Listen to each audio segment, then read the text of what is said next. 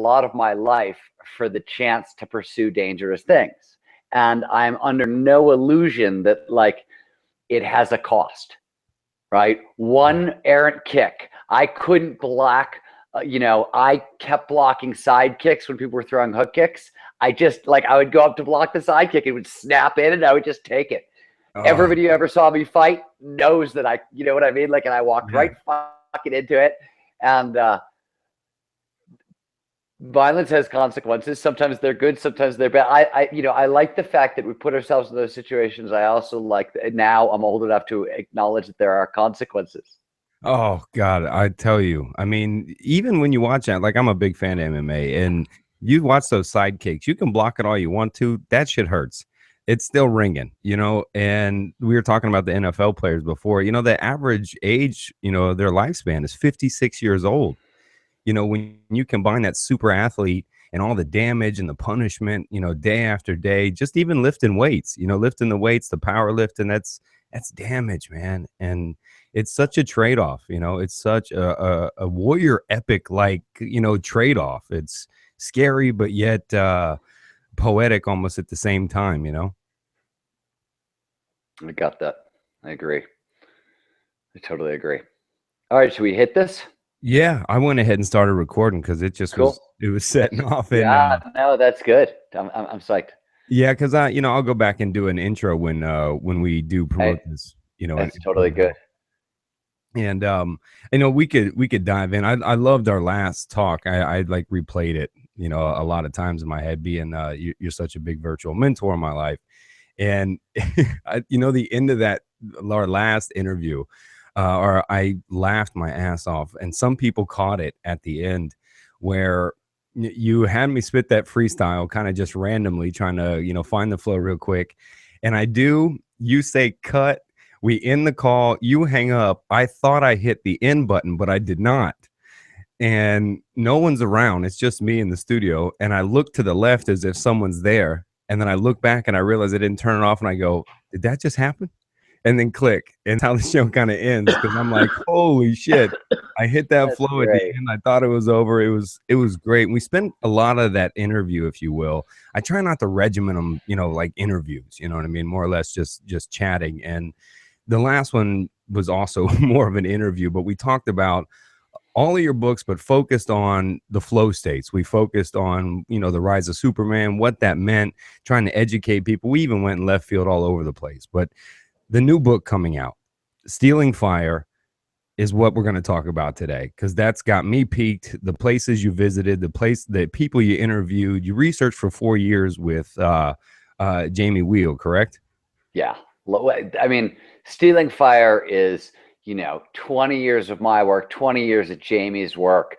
Wow. Condensed in, because it's everything I was looking at in Rise of Superman, and Jamie absolutely was a huge help in writing Rise. He was amazing. I couldn't have done it without him.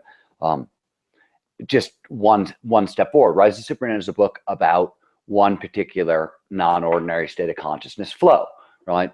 Turns out that when you kind of crawl around the depths of kind of ultimate performance and visit with, whether it's the Navy SEALs or, organizations like Google, wherever we went, and where, it turns out people at the top of their professions are utilizing a whole bunch more non-ordinary states of consciousness, not just flow. And, that's what we're looking at in Stealing Fire. So on a certain level, everything I was doing in Rise just folds into this bigger story. There was sort of there all the time, sort of like I went hunting for like this revolution in Rise, and I found one, and it was amazingly big. And then without like realizing it, I stumbled around with Jamie's help. We were like, and we discovered that it was a whole lot bigger than we even could have possibly imagined. And it's actually funny, the clue to all this actually came in a conversation during Rise. It's actually in Rise. And it was only that, 4 years later, we were like, holy crap, what is that thing? We should look at that thing. Well, one, this is like a new frontier in a lot of ways. And like many new frontiers, it's like the more we discover or the more we learn we don't know anything. And, as you dove into it, discovering this, beginning of the, lost sea of Atlantis, if you will, you find the tip of the buildings, and then you're like, oh my God, beneath the surface is this opening, this dissection, this subcategory, these multiple states. And, I heard you refer to Google in these places. Is this kind of like biohacking as well as mixed with neurology? Is it, no, let me kind of walk you through the central idea. Let's start at the very beginning. The first thing you need to know. So middle 1800s, Darwin writes The Origin of Species, and suddenly we have a scientific explanation for where the body comes from, right? And people start going, okay, this is cool, but we need a scientific explanation for the brain, the mind. Like, we need the other half of the equation, because that's where all the cool problems are. That's what starts to happen. Psychology gets birthed, cognitive psychology, cognitive neuroscience, all that comes out of this. And one of the kind of lions of that movement was a guy named William James, who was a Harvard physiologist, physician, psychologist, philosopher. And William James discovered a number of things. The first thing he discovered, he did our very first positive psychology experiment ever. And, discovered, hey, there's this crazy tight link between, what we do with our brains and our ability to control our emotions. We have a lot more control than we ever knew. And he makes this discovery, and he starts, basically looking for other instances of top performance, and realizes that, hey, there's all these experiences. And at the time, we don't have these separate category names. At the time, they're all the same thing. He thinks he's looking at mystical experiences, but what he's really looking at are psychedelic experiences, flow state experiences, contemplative and meditative state experiences like yoga and meditation, and kind of spiritual experiences, more mystical experiences, out-of-body experiences, trance states. He's looking at all those things. He thinks they're all the same thing. And what he notices is, hey, across this category, once people have these encounters, on the other side, doesn't matter if those things are fantasy, they're actually permanently changed on the other end. They come back from those experiences. They're more creative. They're more empathetic. It seems to heal trauma, ease anxiety, make life easier, but it also seems to unlock all kinds of crazy levels of ultimate performance. And isn't this crazy? And William James points all this out at the late 1800s. And then science takes a 100-year detour. Freud comes along and says, oh, cool. Subconscious, look what we can do. Let's talk about dreams. And other scientists go, hey, wait a minute, this is so slippery. Dreams, it's so subjective. Is this real science? How do we study this? And there's a total backlash. So we walk away, and we move into 100 years of what can we map, what can we measure, all that sort of thing. Fast forward 100 years to literally for 100 years, most of psychology, and the great example I can give you here is over the past 30 years, there have been 46,000 studies on depression, 46,000. There have been 400 on joy. So we have completely ignored the upper possibility space of human experience, where these experiences lie. It's not only, right? So these north of happiness experiences that James was poking at, we've totally ignored until essentially positive psychology comes along, and we start saying, hey, wait a minute. Turns out meaning and well-being have a lot to do with your success in the world. Or turns out meditation is actually really good for business, or right, and then on and on and on. And these discoveries, the other thing that happens is neuroscience finally comes of age, and we get great measuring tools. And lo and behold, what do we learn? Is we learn that if you look under the hood and you look at the neurobiology, what happens in the brain when we're in a meditative state, or when we're in a flow state, or when we're in a psychedelic state, or when we're in a contemplative state, or when we're having a mystical experience, the knobs and levers being tweaked in the brain, they're basically the same. There's some difference, and scientists are, fighting gloriously over the differences and the similarities right now, but it's turns out there's a remarkably consistent blueprint. And that's great, because that allows you to kind of do cross-category analysis. You can go, oh, wow, it turns out those Dave Asprey biohackers, and those soccer moms with yoga practices, and those hippies playing with psychedelics, and those action adventure sport athletes, and those Google executives, and those Navies, they're all doing the same thing. They just don't know it. And it turns out there's this massive overlap. And what we did at the start of Stealing Fire is we said, well, one of the things, so what we're talking about is and we have a category for all this. We went, God, all the names suck. altered states of consciousness, it's so plagued, people automatically think you're talking drugs, and then you have all kinds of addiction issues, right? Non-ordinary states of consciousness was actually a great, really precise term. What the hell does it's so non-ordinary? Like, we use it in the book because it's better than altered states, but like, still, like, what do you do with it? So we actually, we were working with the Navy SEALs. We got an opportunity to work with the Navy SEALs, and I have to tell you, like, you know, as a writer, I just have to tell you, there's just a lot of overlap between the Navy SEALs and me. You know, I put words together in a straight line, and they're superheroes. So, you know, there's a lot of overlap. I just want to point that out. But anyways, we're working with the Navy SEALs, and one of the guys we were working with, who was a captain in DevGru, used the word ecstasis, and it's a Greek term. It's the original Greek. It's the root of the word ecstasy, and what it actually means is an experience where our normal sense of self turns off. It's beyond our normal sense of self, and when we're filled with all kinds of insight and intuition, you could say you have better access to information, right? That was the Greek term, and we were like, wait a minute.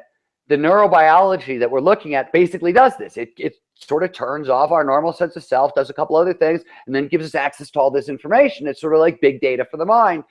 That's where we started with this.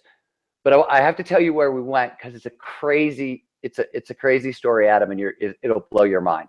Yeah, well, consider it already there, right? I have new synopsis trying to connect right now already, man. So just proceed and keep. Well, you bring it out of me. You absolutely bring it out of me. It was the flow rap from the last time too, which, you know, one of the coolest things I've ever seen anybody do live. You absolutely put your money where your mouth was, and you went there, and, you know, big thumbs up. First of all, that was awesome. Set you apart from all the others for sure. So, if I really were going to tell you the origin story of where did stealing fire come from, it came from two places. The first is, when I was writing Rise of Superman, I was talking to Salim Ismail. Salim is brilliant. He was the first executive director of Singularity University. He was a former head of innovation at Yahoo. He's advised every company you could possibly think of in governments. He's brilliant and is a legend of Silicon Valley. And we were talking about flow. And he pointed out, he's like, look, whenever you go to a rock concert or a sporting event, it doesn't matter if you're going to see Jay-Z or Kobe Bryant, you're paying to see somebody in flow. And his point was, when I go buy a basketball ticket to go to a Lakers game, I don't want to see Kobe Bryant play. I want to see Curse of the Black Mamba in 3D, drop in 50, so in the zone, it's insane. That's what I'm spending money on, right? Like, that's what I'm buying. Yeah. If I get Gobi, mopey, and sad, and, you know, whatever, okay, I'll live with it, because, you know, that doesn't happen every day, but I'm paying for the chance to see that. I'm paying for the chance to see an altered state of consciousness. The potential. The potential, right? And he pointed out, he's like, look, an actor with screen presence, a poet reading poetry. We pay to watch, read, or be in the presence of people in flow. And what he said, and this was so unbelievably smart, he said, look, if you quantify it, I'll bet it's a large portion of our GDP, right? And I went, holy crap, that's a brilliant idea. And then I promptly forgot about it. I went on book tour, and it lay dormant until we went to visit the Navy SEALs. And we go to visit the Navy SEALs, and we're really not sure if we're going to have anything to teach these guys, right? Like, they're the best flow hackers in the world. And it turns out, yes and no. It turns out, so what we learned after spending a lot of time with the SEALs, or a little bit of time with the SEALs, is that outside of fundamental skill acquisition, right, and a certain level of physical fitness, which given is through the roof, everything else in SEAL training is a giant filter designed to screen for exactly one thing: can them put themselves into group flow? Because when they go into a high stress combat situation, if they cannot get access to the, you know, unbelievable group coordination, the high speed decision making, all of that, if they can't link together and function as one, they cannot win all the time, and they can't lose, right? It's their job not to lose, and group flow is how they don't lose. We're saying lose, but it's lose their life. Yeah, lose their life. I mean, what Rich Davis said to us, he said, look, the ability to flip the switch, to put yourself into that state of consciousness, that is the real secret to being a SEAL. And this is the commander of Dev Group, right? SEAL Team 6, the best of the best. And all he's saying is it's an altered state of consciousness. So that was part one, which was shocking to us. Like a little like, oh my God, of course it makes a lot of logical sense once you stop and think about it. But that was an amazing detail. The second thing was, you know, we presented to the teams and talked about group flow and offered whatever insights. And then we sat down with, you know, a whole room full of everybody from team leaders to their medical sports scientists and everybody working, you know, on the SEALs. And we heard about the high cost of screening. It costs about $85 million to deploy SEAL Team 6, right? Like that's how much that team is worth if you were to add it all up, what it takes to get there, all the training and everything else. But that's a tiny cost compared to like 80% of SEAL candidates wash out as they move up to, right? So there's tens of millions training.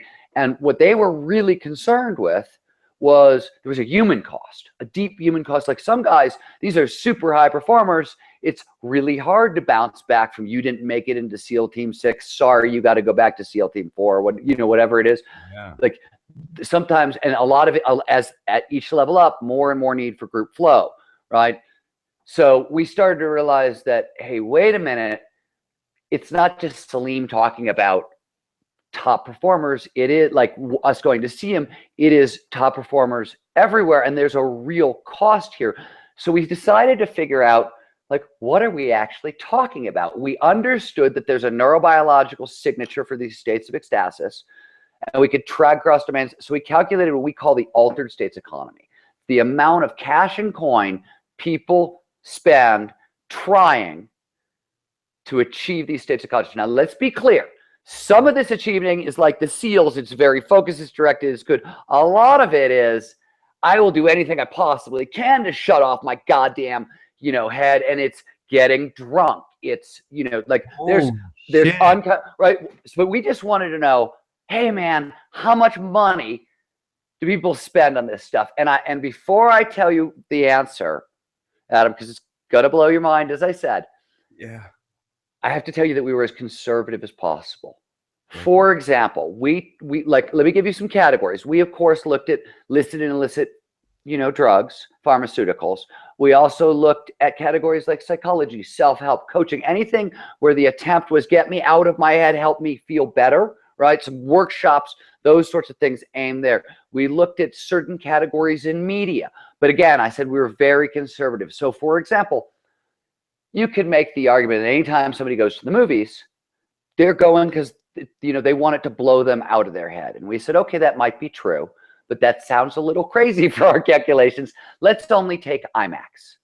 Because in the truth of the matter, to get to an IMAX experience, you have to drive very far away and you have to spend more money on a ticket. It's harder, right? And why do we do this? The same movie is going to show up on our TV a couple months later, right? We go because sensory wraparound screens, things that boom and shake and whatever, they get us out of our head. They get us into that communal group flow feeling with others in the theater who are having this crazy state-changing experience along with, right? That's what we're paying for. So instead of the full movie industry, we just took the $1 billion chunk that was IMAX, right? And we made that decision everywhere along the line, looking at a whole bunch of different categories with neurobiology as our filter. And when we were done, we realized that we spend globally $4 trillion a year, or excuse me, yeah, I just screwed up. $4 trillion a year trying to alter our consciousness, trying to get us out of our head. Now, to put that in context, just so you understand, that is larger than the GDP of Britain. It is larger than the GDP of Russia. It is larger than the GDP of India. It's roughly the GDP of Germany. It's 25% of the US GDP. Right? Not that now it's a global number, so that's an inaccurate perception. But let me put it in a much deeper context, Alex. Stop and think for a second how much time and money and energy you spend. I know what your hobbies are. I know what you do with your free time. I'm trying to add up right now. I'm sitting here with my mouth open. If it's 25% of the US GDP, what do you think you spend? What's your calculation? You can, by the way, go to Stealing Fire, the book, or the Flow Genome Project website in a couple of weeks. It's not up yet, but we're going to have a compute your own altered states economy worksheet for you, because we've been running around asking people. And here's the funny thing. One, most people are like, oh my God, it's a lot bigger than I suspected when they start working their own numbers. you know, I mean, a lot of people, but the higher up you go on the performance chain, the more of your income is actually seems to be going toward. That seems a little weird, but it's interesting. I was taught, we were doing a thing with Kristen Ulmer. I don't know if you know who she is. She was 12 years in a row, she was the extreme skier of the year, which is a level of dominance in sports. Can you imagine somebody being the most valuable player in baseball 12 years in a row? Yeah. And, right. And then it's extreme skiing. So it's baseball where you could die at any play. Right. And she gets it 12 years in a row. She was talking about, you know, she's like, well, you know, it's at least 50% of my time and money, and it may be everything above my mortgage. And a lot of people have given us that answer. And here's the thing that's most important. What is changing now and why all this matters is, of that $4 trillion, a lot of that is wasted money. It's wasted energy. We're doing this wrong. We're chasing it the wrong way, and we're not understanding what's actually possible. So they lead to bad things. They lead to addictions. They lead to deaths. They lead to unhealthy lives. You know, a lot of those things that we spend chasing, you're right. They cause. They can do that. But the one thing we know, and is that non-ordinary states of consciousness are massively healing when utilized correctly. And the coolest thing is they seem to boost all of the critical 21st century skills, all the things that we really need and are really not so good at training. I'll give you a simple example. Let's talk about creativity because it's a great place to start here. But we got a chance at the Flow Genome Project, myself and Jamie, to participate. It was more Jamie than me, by the way. I shouldn't even be taking much credit here, in the Red Bull Creativity Project. It was the largest kind of meta-analysis of creativity ever conducted. And Red Bull, they, you know, I don't know, besides action sport athletes, they also have great DJs and photographers. They have a full roster of cultural creatives, right? So, and it's in their best interest to help those creatives get better, right? So they and they've got a big budget, and they undertook this giant, and it was the largest study anybody's ever done on creativity. They're like the superhero, base, if you will, these days. You know what I mean? Like the X-Men place, whatever they kind of are. Yeah, Dr. whatever his name. Yes, his lair. Lair is the word I'm looking for. You're totally correct. So they do this giant study of creativity, and they learn two things. One is, oh my God, creativity is absolutely fundamental to success in the 21st century. And this is not a surprise. IBM just did a study that says creativity is the most important quality in a CEO. Giant global study. You know, when you do surveys of 21st century education, what is the most important thing we can teach our children in the 21st century to succeed? Creative problem solving techniques. Creativity is everywhere. It's the most important thing, and that's fantastic. The bad news is we absolutely suck at training people to be more creative. We can't do it. I mean, really, really bad at it. Everything in place from our education system on up is very mechanical. It's very systematic. Learn and memorize. You know, become good at this. You know, it's kind of how we raise them. We raise them to be mechanical, not creative. They're cutting music out of schools. They cut art out of schools, and most of them across the country. So, I mean, in our youth, they lose it. Now they're finding their ways, absolutely, I think, on social media to express that creativity. But then we cookie cutter them right back most of their, younger life. I think that's very, very, very true. I think everything you're saying. Ken Robinson's argument on a certain level is totally right on, brilliant, right? Simultaneously, what we've discovered is that we may be trying to train up a skill, and what we actually may need to do is train up a state of mind. And let me give you an example. Repeat that shit, baby. Yeah, I think that's what the error is. We're trying to train up a skill.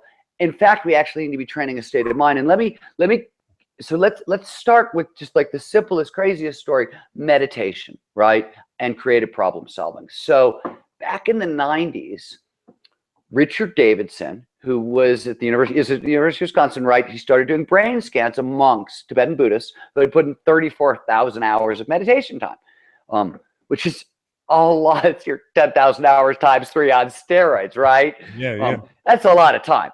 But, it turns out, the first discovery is, holy crap, they've got brain waves with way more gamma. Gamma is this really fast moving wave. Normally we're talking, you and I, we're in beta. Beta is a fast moving wave. Below that, meditative waves are alpha. This is a more creative state. Below that is theta. Gamma is way up here. It's this crazy spiking wave, but it turns out to be one of the signatures of happiness. So that's cool. Turns out that 34,000 hours of meditation produces more gamma, and that's one of the neurological signatures of happiness. That's cool. But then this wasn't Richard Davis's discovery. It was a couple guys, one at Northwestern, one at, I'm going to screw up his university, so I'm not even going to name it because he'll hate me either way. But they discovered that gamma turns out to be the neurological signature of the aha moment. So when two ideas come together, it's called binding. Yeah. Aha, right? That's a gamma frequency. So when you get more gamma, you're sort of perched on the edge of aha moment. So it turns out that not only is 34,000 hours of meditation great for kind of happiness, turns out it's also great for creativity. Only problem, I need 34,000 hours. Right. Like, can I have next week and the week after it, right? I mean, like, what the hell are we going to do? So here's where stuff gets crazy, is they start getting aggressive. They're like, okay, well, what happens if we do this over 9 months? What happens over 5 months? Well, they get it down to 4 days. They figure out that 4 meditation sessions in a row is enough to produce marked cognitive change in the brain. That matches the same gamma response as... It's not quite the 34,000 hours, but the lead researcher said it's the craziest thing we've ever seen. It's on par with decades of meditation. We can't figure it out, but we're seeing it after 4 days. So that's crazy. That's crazy. But here's the thing. We see the same thing with flow. We see the exact same thing with flow. Flow is, optimal performance. And what we're seeing when people go into flow is, and it depends on whose research you're looking at, but you can see spikes of up to 400%, right? In creativity and creative problem solving abilities, high-speed decision-making, and creative high-speed decision-making, and the Ginsu knife. Well, in therapy, even in therapy, we have, when we have our clients, our patients, what have you, we refer to that aha moment. And, you many times in clients' patients' notes, you can track that. Say you have one for a couple weeks, couple months, when that aha moment occurs and whatever their chosen thing is, when it happens, all of a sudden you watch this therapeutic shift, and it's amazing. So a lot of therapists hunt for that aha moment. Now we know that because of the brain mapping and imaging with the gamma, we know biologically, neurology, why that's happening. That's beautiful.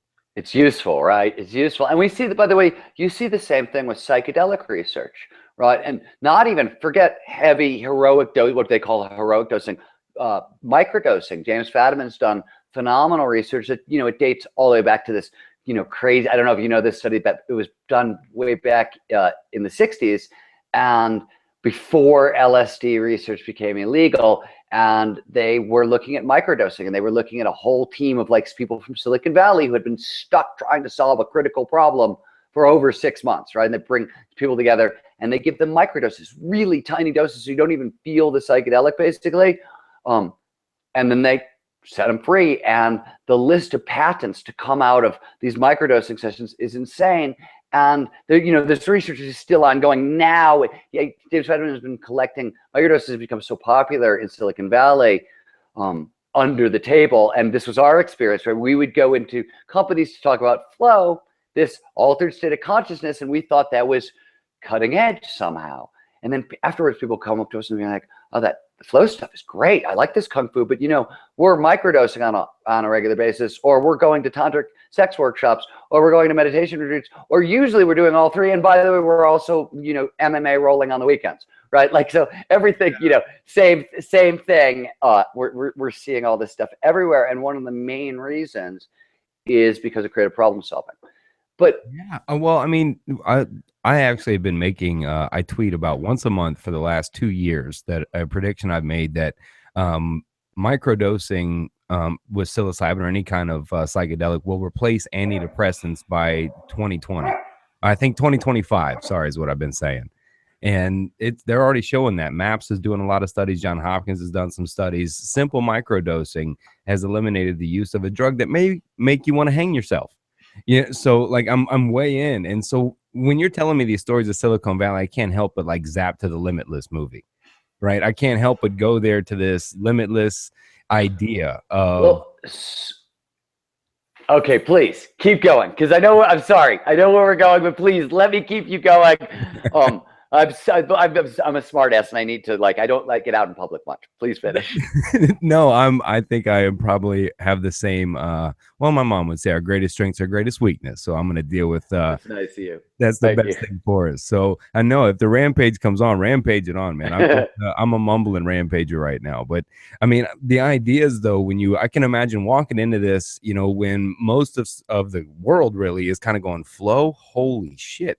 No wonder I like this. No wonder I like that. And then you walk into these guru patent NASA, type.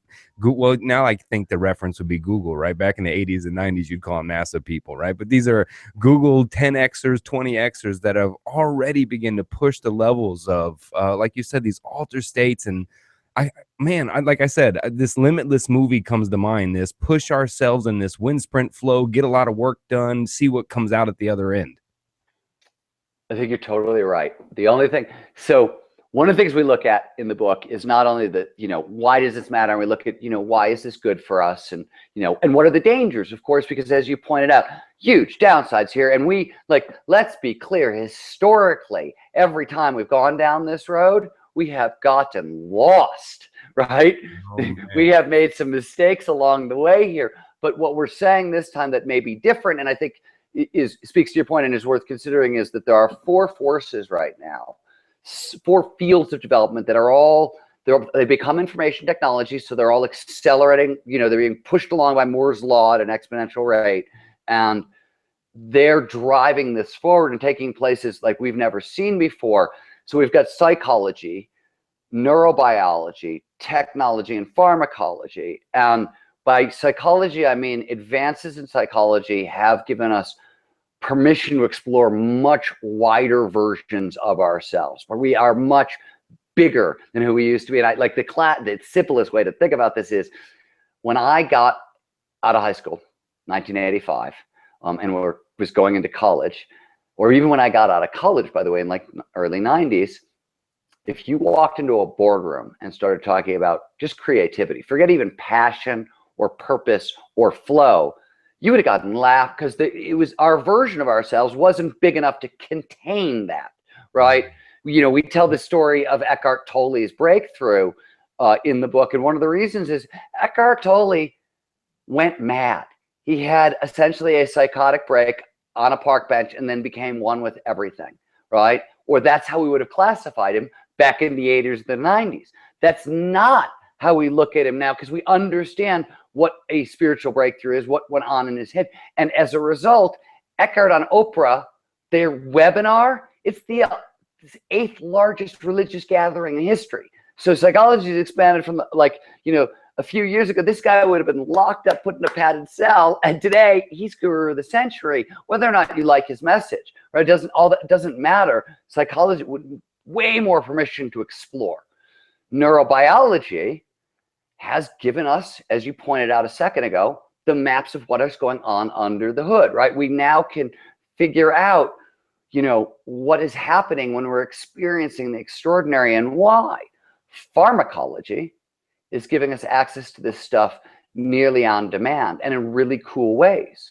And there's an open source psychopharmacology movement to try to make meaning of this stuff. So we're decoding it and we're applying sort of big data techniques to decode crazy subjective experiences, right? So that's unusual. And then the point I want to make is the technology, because today, when you talk about the limitless pill, you think, oh, I got to take a substance. I got to rely on pharmacology for this dramatic shift in my consciousness. But that's only where we are today, and just barely. So think about it this way. During the 100 Years' War, Joan of Arc has visions, right? Leads her nation to victory and ends up getting put to death for it. In fact, her powers are so crazy big that they don't just put her to death, they burn her body 3 times over, then they throw her ashes into the Seine so nobody can save a relic. So they're really scared of this woman. Turns out now we know that she had right temporal lobe epilepsy. And if you stimulate the right temporal lobe, this portion of your brain, it tends to produce out-of-body experiences, near-death experiences, sense presence, visions, okay? We understand that. We also understand that when these things happen, your information processing skills in your brain sometimes increase. So you actually get access to more information. So why did she lead her nation to victory? Because she actually was processing information better than most of the people around her. It was a legit thing that she was doing. Now, on top of all that, Michael Persinger built a God helmet that stimulates this portion. A couple thousand people have worn the thing. 20% don't experience anything. Some people gloriously so. Richard Dawkins made a big deal about not feeling anything. But 80% have felt sense presences, out-of-body experiences. So these very mystical experiences, they're now empiric, and we can now stimulate them. And the God helmet is one example. There's a guy, Shahar Arzi, who I interviewed for the book. He's a brilliant neuroscientist in Jerusalem who, one of the rarest mystical experiences in history is the doppelganger effect. It's the seeing one's double, right? In Kabbalistic Judaism and Jewish mysticism, there's one branch of Jewish mysticism that says if you do this crazy meditation, you will see your doppelganger and you can treat it like an oracle. You can ask your double questions. And Shahar Arzi at the Hebrew University in Jerusalem decoded the neuroscience of that, figured out where it was coming from, and created a virtual reality simulation so anybody can have the experience, basically. So we've gone in the past 20 years with just kind of neuroscience and technology from kind of these mystical, crazy, nuts experiences to like, we can map them, we can measure them, we can recreate them, we can understand why they're worthwhile, we can get them on demand. And my point is, today we want to point to the limitless pill. But tomorrow, it may come in your headphones. It's going to be an app. The technology is changing rapidly. Well, you just can't stop there, man. I'm walking down this shots of awe thing in my mind right now, man. But what you point out, I started connecting all these things of why it's so important that your book pulled all this together is, when before psychology, everything was the boogeyman or chemicals or colors. And then Freud and these guys come along and start to say stuff like, no, it's not that. It's you want to have sex with your mom, or they start pulling in subconscious ideas, right? And so we start to pull away from these spiritual things, if you will. And even the word spiritual got this played out motion, this hippie idea, right? And it got played out. And then now, because you mentioned technology again being just as important, is because the technology now proves what's happening. And so if somebody's saying this mystical, this spiritual, however, they all have trouble defining it. I've eaten mushrooms with a lot of people, and at the end of those things, I've listened to agnostics and atheists all try to describe something that they know how to describe. And it all symbols kind of back to the same thing. But now technology allows us to see that, to create that. And it's not so boogeyman anymore. Well, I mean, one of the things we explore in the book, which is so in line with what you're saying in terms of the boogeyman, is so if you think about it this way, religious epiphanies, the kind of the epiphanies, the experiences that founded most religions, right? They were one-offs. Moses went up on the mountain, burning bush, came down, tablets. Israelites pissed him off. He smashed his tablets. Proof is gone, right? Joseph Smith, if I 3 gold tablets. Story, they're all, Steven, I'm sorry to interrupt, but if I joke with people sometimes that I said, if I came home and I told you this story, like the one you just described, you would go, that sounds like somebody on mushrooms. You know what I mean? Well, it would literally sound like that. And I mean, I can't talk to the veracity or the not veracity of those experiences. All I can say is that I require a little more burden of proof. And what we're getting, and a great example of this, so consider, DMT, which is kind of one of the more potent psychedelics on Earth. And there's the Hyperspace Lexicon, which is an open source library, essentially, of DMT terms and experiences, right? So, and for a term to make it into the Hyperspace Lexicon, it can't just be, Adam, your experience, or Steven, my experience, right? It can't just, right? It's got to be shared by the group. It's a big data approach to the wildly subjective. And it's the lexicon is filled with advice like don't believe everything you think, right? Like they're very cautionary. Yes, it feels very true, but it might be only for you at this moment, right? Like all that stuff is loaded into this. And what's great about it is it lets us get a little closer to something that's really squishy. It would be better if we had, you know what I mean? If it's one, it moves us in terms of revelation. If you want to talk about spiritual experience and revelation from this, like, one Nemeti model, right, which tends to start cults or go horribly wrong, or birth religions and maybe go horribly wrong depending on your feeling, to this many to many model where like your experience is weighed against his experience and her experience and all of our experiences together make something true. And that's interesting. That's a shift that's happening.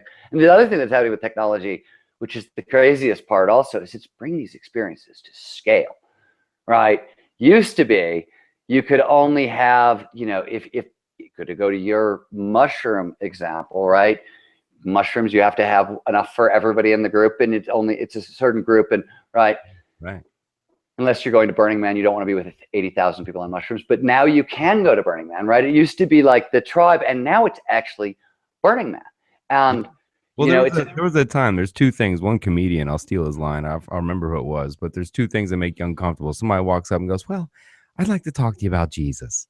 And then you're always kind of like, oh, God, it get this uncomfortable feeling. Or if somebody walks up and goes, "I'd like to tell you about my psychedelic trip," you kind of have that same response almost to where, but nowadays it's changing. You know what I mean? Your different verbiage, like you were saying, allows us to express that. And now we see it in groups, like you're saying, where these, the experiences are pulled together, right? I mean, there's definitely that shift there. I feel that huge shift. Almost. And I'm, speaking for myself also, like, I really could care less about your trip experience, like whatever. I don't care. I am interested in how it changed you, how you're, a better person on the other side, those sorts of things, that, those kinds of things matter. I do care about the access. One of the things that's very interesting, so this was work that started at Harvard with what's known as adult development theory. And the idea, we all know kids go through stages of development, but, as a therapist, you should know that adults too, right? That we go through developmental stages. And the difference is with children, it's automatic. You go through the terrible twos, it's a stage, you're going to come out of it. With adults, you can get stuck at one stage and you can stop developing. But as you move up the tree, right, two things are interesting. One is you develop what Roger Martin, Dean of Rotman Business School in Toronto, calls the opposable mind, right? You develop the ability to see multiple sides of perspective. Your empathy widens, right? So your creative problem-solving abilities increase, but you can hold multiple perspectives. You can synthesize ideas. You can do a lot of stuff. It's sort of the developmental trait we most associate with wisdom. Yeah. So the other thing that's interesting is if you look into kind of the literature of adult development, and this is buried in the footnotes, but is that the higher up the chain, the more people kind of use different state-changing technologies, and they integrate them into their lives all the time. And sometimes, they may start with psychedelics, but soon they've moved to martial arts or chess or dancing or meditation, or a lot of them usually in combination. The other thing is, the farther up you move, the more impactful you are in the world. It turns out the farther higher up you move, the better decisions, the more empathetic and ethical decisions you'll make. And so Bill Torbert, who is at Boston College, looked at transformational leaders in business, and he found that 80% of the top managers, 80% of the top managers in companies who had affected organizational change that both impacted the bottom line and built up the reputation as the CEOs who had done that over the past 4 years in companies, 80% of the ones who had pulled it off were in the top two categories for adult development. So it turns out that consciousness goes straight to the bottom line, which is really important. That's huge. Wow. Well, I talk in my book too about mood modulation, right? And I'd say, look, people look at addiction wrong sometimes, and drugs or use of something to move us to a different state. And, as kids, I said, do you remember like when you were 3, you'd spin around in circles for no reason. You'd yell at the uncle, "Throw me up again, throw it again," right? He throws you up in the air. You're like, "Do it again, do it again." Well, this is mood modulation. We're modulating how we see the world, how we experience the world. I think it's a natural thing we do since we've been kids. And as you mentioned, as we get older, we shift to those different mood modulators, be that alcohol, be that sex, be that jumping out of airplanes, right? We find ways to modulate our mood. And like you said, requires dollar bills to do so. And you brought up that interesting point about how we grow and develop through stages as adults. And I love Dr. Gabor Mate's work about the trauma influence. That once we begin to develop, then we experience a trauma in our life, something that's detrimental, and many stop the growth pattern. They listen to the same music, they do the same routines, the same thoughts, feelings, emotion manipulation, everything stays the same at the stun of that trauma.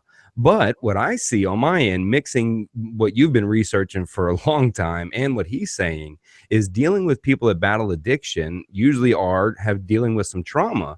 But the way that I see them begin to pull out is they begin to replace that feeling, if you will, that finding the flow, that altered state, with different activities of altered state. That's a very common denominator. I don't care if it's 12 steps. I don't care if it's rehab, however it's done in meditation. But it begins first with supplying themselves with the same level of stimulation, the same events, if you will, that match the stimulation they were using for excessive mood modulation. I see it begin to start there. It's so amazing how much all this work really plays together in the end. You know, I mentioned Kristen Almer earlier, and Kristen had this incredible experience. It speaks right to your point, which was she had essentially 5 near-death experiences in 4 months. The first one, as a skier, she was in Chamonix, and she got pinned on like a little strip underneath a cliff face for 4 hours while 7-story avalanches rained down over her head. And it was her and a team, and they were attempting to ski the north face of the Aiguille de Midi, and, you know, for 4 hours. The next day, she was trying to shake it off. She fell in a no fall zone, and she just rolled out of it. But it was right. And she couldn't quit. She couldn't quit because the fear, the risk, the state change it produced, the flow high that came was so powerful. She was addicted to it. Also, she was one of the best in the world.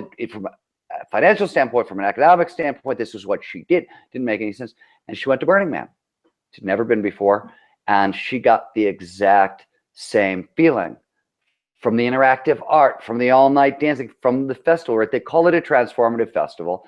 And research by Molly Crocker done at Oxford, interestingly, found that, yes, in fact, it is. 75% of people who go to Burning Man have a transformative experience. 85% of those people say that experience lingers for weeks and months afterwards, which is kind of insane, right? It means that 3 out of 4 people who attend Burning Man are permanently altered by the experience. And that's what happened to Kristen. And it turns out it didn't even stop there. She then got interested in meditation in a very kind of interesting form of Zen that she now practices and facilitates and helps others with. But where this led us is because the neurobiology is the same. We actually reduce in Stealing Fire. We say, look, there's an equation. You can run an equation here and compare. You have comparative techniques of ecstasy, and there are ways to properly deploy these things in your life. Yes, they're really necessary, but they're necessary in a big boy way. You have to know what you're doing, right? This can go really, really wrong. And we're not even, hedonism, which is what we've been talking about, is one way this can go wrong. And you're absolutely correct. It's something to pay attention to.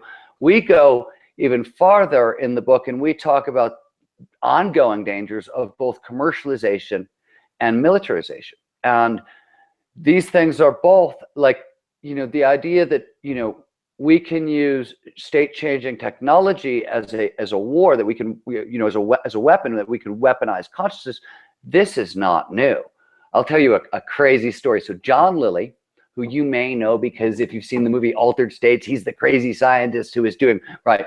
Well, long before he was the crazy anything, John Lilly was an NIH-funded researcher who was studying pleasure.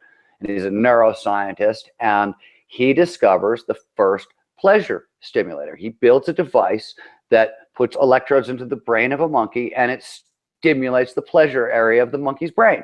And it basically, it's the sexual pleasure button that he hits. So Monkeys, left to their own devices, are going to orgasm for 16 hours straight, and then they're going to sleep for 8 hours, and then they're going to get right back to business. And as soon as he builds this, representatives from every agency you could think of, CIA, NSA, DEA, blah, blah, blah, they all beat a fast path to his door. And he says, whoa, whoa, whoa, hold on a minute. He goes to the head of the NIH. He says, look, man, this device in the hands of a 3-letter secret agency, you could absolutely, use it to brainwash people. You could replace their beliefs. And we can't do this. We can't classify anything. It's got to remain open source. It's the only way, and he so demands it and briefs everybody. And then a couple months later, representative from the Sandia Corporation, defense contractor, comes to visit him and says, hey, I heard about your research. It's really cool. Do you mind to film it? Lilly says, absolutely. But again, let's make it open source. Nothing stays classified, blah, blah, blah. A few months after that, Lilly's reading Harper's, and he reads this story about a nuclear donkey. It is a donkey with a device in its head that steers it with pleasure and steers it with pain. Goes in the right direction, it gets pleasure, orgasm. Goes in the wrong direction, it gets pain. And it's carrying a suitcase nuke.